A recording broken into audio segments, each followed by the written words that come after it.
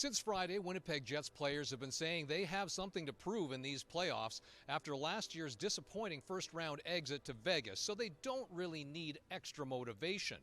But 8 hours before hosting the Avalanche in Game 1, Nikolai Ehlers admitted that he and his teammates have bulletin board material in the form of comments made by an anonymous Western Conference player who 7 weeks ago allegedly told Spittin' Chicklets podcaster Ryan Whitney that the Jets were, quote, the biggest frauds in the league and that they would lose in the first round, end quote.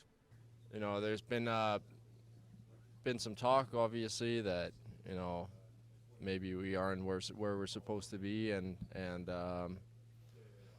we know that we are. So we want to show ourselves and prove to each and every guy in here that we got what it takes to be a Stanley Cup champion. You mentioned this talk that you guys shouldn't be here. Where are you referring to? You know what I'm referring to. Sure. Isn't that fraud thing? Oh, yeah, for example. The Jets get to start changing that perception in a packed Canada Life Centre where channeling their emotions in front of a raucous whiteout crowd will be paramount, as well as drawing whatever tactical advantages they can from sweeping the Avalanche during the regular season. Yeah, like I think, you know, the adrenaline is pumping so much and you hear that crowd, like you literally think you could run through a wall. So, yeah, it's just kind of channeling that, and then you want to get off to just a smooth, simple game and kind of work your way into it. But obviously you don't want to start slow, but you want the game to make sense early and then kind of grow from there. So I think, yeah, the crowd's going to be unbelievable. We're going to be super fired up, and then it's just channeling that and, you know, growing into our game. Just talking like you and I are going to talk, and go there and have fun tonight, man. It's a playoff game. You're supposed to enjoy it. This is what you play 82 games for, to get to this situation. And the worst thing you can get is it's so tight that you can't enjoy it. Go out and enjoy it. We've worked hard. You know, the end result will take care of itself, and we might go out there and play great and lose. But then it's easier to live with yourself.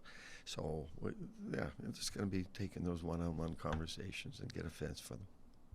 Like, I don't think the Jets have seen how we play yet, unless they're pre-scouting games from other opponents, which I'm sure they have, because we basically laid 2 eggs against them late in the year, and the one good game we played was back in whatever it was, November, right? So we've looked at how we feel like we're going to need to create offense, where we're going to have to be hard, what, you know, challenges that we'll have to work through in order to create that. But the biggest thing is, if they're a stingy team and don't give up a lot of goals, then we also have to play the same way. We have to be a good defensive club against them.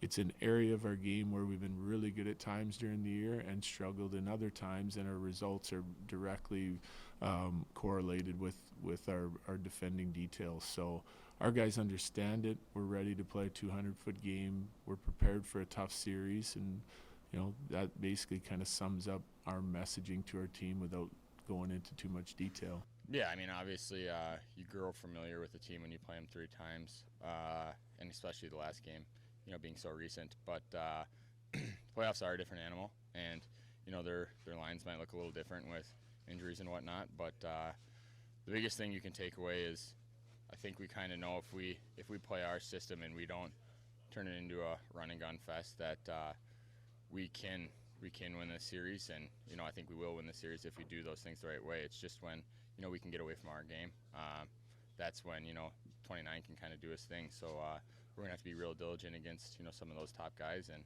defend them how we've defended them these last couple games, and we like our chances. As inspiring as whiteouts are to the Jets and their fans, the results haven't matched the excitement. In Jets 2.0 history, they're 5-11 in front of whiteout crowds, with their last win coming on May 13th, 2018. That, in and of itself, is motivation enough. For TSN.ca, I'm John Liu in Winnipeg.